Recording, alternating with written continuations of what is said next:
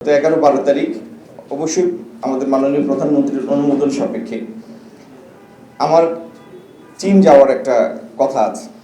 তো আমরা চীনের পৃথিবীর র্যাঙ্কিং মানে ইউনিভার্সিটি র্যাঙ্কিংয়ের নাম্বার 1 উক্সিতে সেই ইউনিভার্সিটিটা, তাদের সাথে আমরা ইতিমধ্যে আলাপ করেছি। তারা চায়নার অন্যান্য ইউনিভার্সিটির ফ্যাকাল্টিদের সেখানে ডাকবে।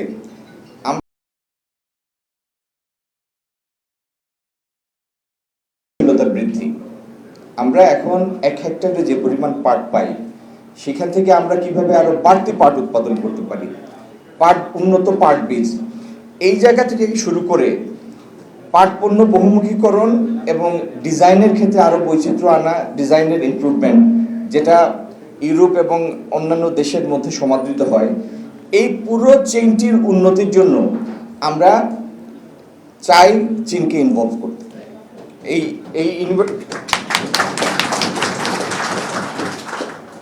তো এই জন্য আমরা অন্য একটি কাজের সাথে এটিকে যুক্ত করেছি। যদি আল্লাহ সহায় হন, মাননীয় প্রধানমন্ত্রীর অনুমোদন সাপেক্ষে আমরা চাইনিজ ইউনিভার্সিটিগুলির সাথে এই আলাপটা করব এই মাসের মাঝামাঝি সময় চায়নাতে গিয়ে। দ্বিতীয় হলো, আমাদের জেডিপিসি যারা আছেন তাদেরকে দিয়েছি আমরা একটা কৌশলপত্র প্রণয়নের জন্য। আমাদের প্রাইভেট সেক্টরে যারা আছেন তাদের সাথে মিলে তারা একটা কৌশলপত্র প্রণয়ন করবে। সেটার সাথে চীন থেকে আমরা যা জানবো শুনবো সেটাকে আমরা অ্যালাইন করব।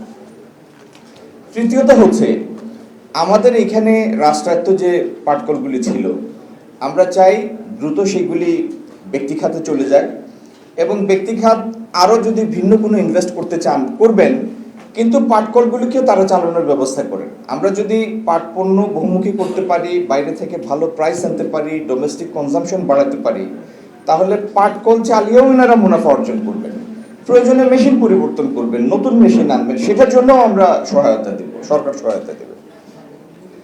তো এই সামগ্রিক প্রচেষ্টায় যে জায়গা থেকে আমরা সরে এসেছি সেই ঋত গৌরবে এই খাতটাকে আবার আমরা পুনঃপ্রতিষ্ঠা করতে চাই আমাদের প্রধানমন্ত্রীর নেতৃত্বে। তিনি অত্যন্ত আগ্রহী পাটের গৌরব ফিরিয়ে আনার জন্য। আপনাদের সবার সহযোগিতায়, আল্লাহর মেহেরবানিতে ইনশাল্লাহ আমরা আমাদের কাঙ্ক্ষিত লক্ষ্যে পৌঁছাবো এবং আমাদের কাজগুলি হবে একটা টাইম বাউন্ড প্ল্যান।